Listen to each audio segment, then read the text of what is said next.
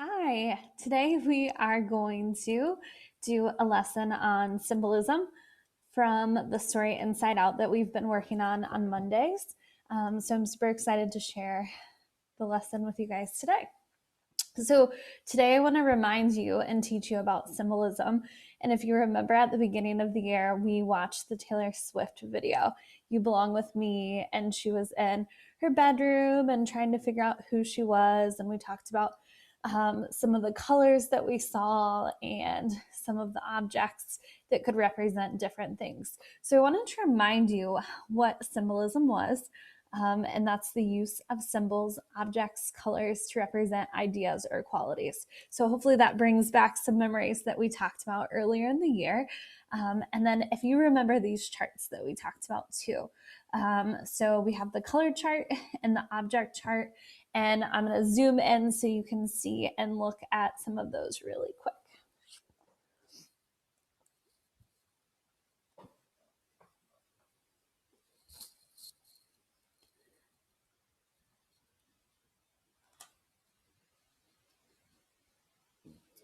All right, we have our objects and our colors.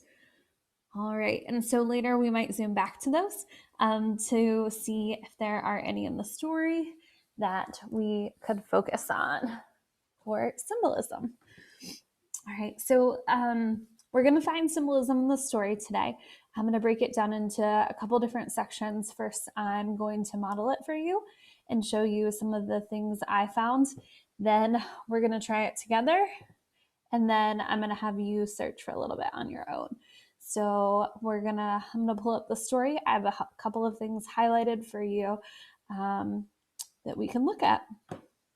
First day of school, he talks about the bus driver parked in front of the red brick building, and the color red stuck out to me, right, and brick as well.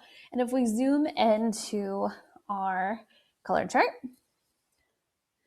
all right, red can represent excitement, energy, passion, power, heat, love, aggression, danger, fire.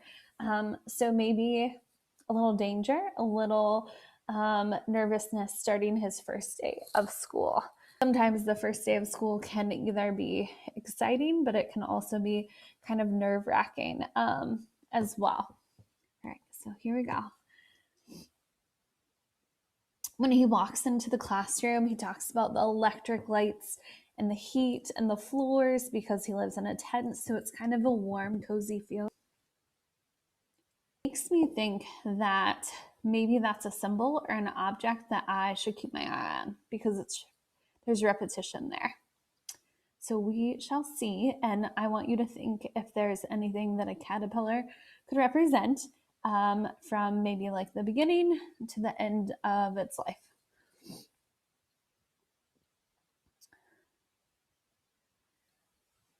All right, I again highlighted some different things about animals, birds and butterflies. And when I think of birds and butterflies, I think of having the opportunity to blossom and fly away. Up top, I think of a rainy day.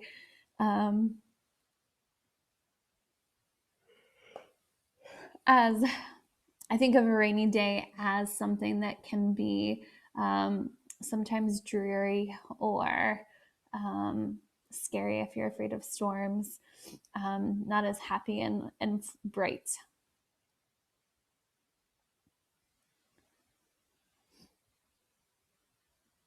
The next part we're going to try together. We're talking about the playground. I'm going to scroll up just a smidge here. Okay, so I want you to see if there's anything while I'm reading that you notice, any objects or colors or hints to maybe setting the mood that could symbolize anything. One cold Thursday morning during recess, I was the only kid on the playground without a jacket. Mr. Sims must have noticed I was shivering because that afternoon after school, he took me to his office and pulled out a green jacket from a large cardboard box that was full of used clothes and toys. He handed it to me and gestured for me to try it on. It smelled like graham crackers. I put it on, but it was too big, so we rolled up the sleeves about 2 inches to make it fit. I took it home and showed it off to my parents. They smiled. I liked it because it was green and it hid my suspenders. The next day, I was on the playground wearing my new jacket and waiting for the first bell to ring. Curtis coming at me like an angry bull, aiming his head directly at me and pulling his arm straight back with his hands clenched. He stomped up to me and started yelling. I did not understand him, but I knew it had to do something with the jacket because he began to pull on it, trying to take it off me. Next thing I knew, he and I were on the ground wrestling. Kids circled around us. I could hear them yelling Curtis's name and something else. I knew I had no chance, but I stubbornly held on to my jacket. He pulled on one of the sleeves so hard that it ripped at the shoulder. He pulled on the right pocket and it ripped. Then Miss Scalapino's face appeared above. She pushed Curtis off me and grabbed me by the back of the collar and picked me up off the ground. It took all the power I had not to cry. So let's go back to that part I just read. Can you guys think of any colors that were mentioned or any objects during that short passage?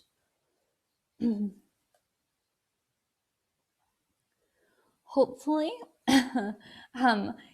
first of all, the word cold stuck out to me, symbolizing that maybe it could be like a mood for the day, that it's going to foreshadow to something negative is about to happen. Kind of stuck out, and shivering doesn't make someone very comfortable. Did anybody notice the color of the jacket? Hopefully you said green, right? And let's look at green real quick. So green represents nature, environment, healthy good luck, youth, spring, generosity, jealousy, and inexperience. And if I think about this, there are 2 words that kind of stuck out to me. The first one, I was thinking, oh my goodness, what good luck that he might have for the principal to give him this jacket. And generosity. And then there's another word that I thought of. Hopefully you said jealousy, because that is when Curtis kind of comes in and starts the fight. There was an object mentioned, what they compared Curtis to. Do you guys remember what that object was? Hopefully you said angry bull. Okay, and when I think of bull, I know they're not all red, but that's kind of the first color that pops into my head. And if we go back to the symbolism chart for the colors, are there any words that might be representative of that angry bull or the red? So in my opinion, I would say some of these negative things, right? Aggression, danger, fire, war. All right, good. So let's go towards the end of the story, where Francisco receives his ribbon. And I want to see if you guys notice how the mood of the story changes, and we're kind of to the point in the plot where we're waiting to find out what will happen and how things change for Francisco.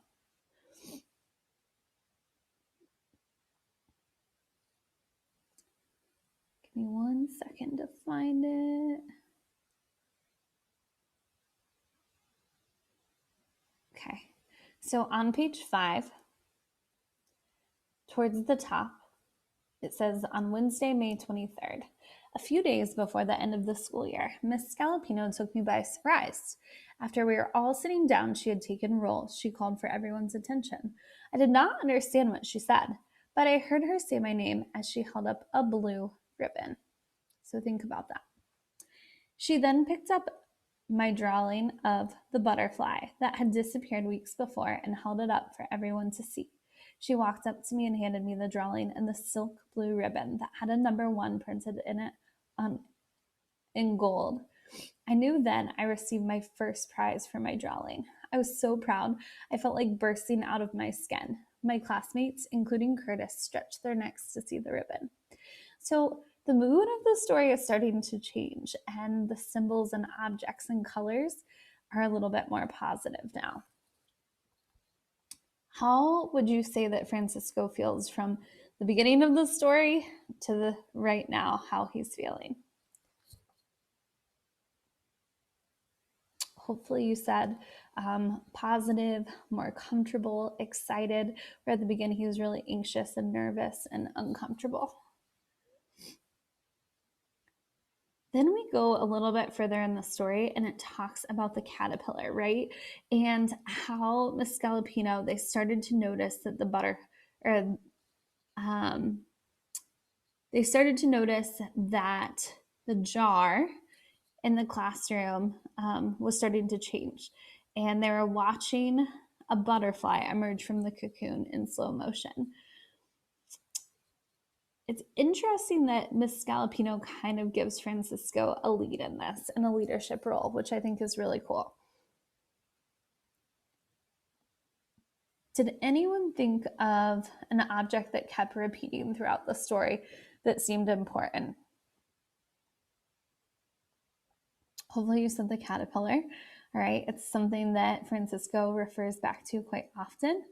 And when I think of a caterpillar, they aren't always the most beautiful thing, right? Maybe they're cute, but they kind of change into something beautiful.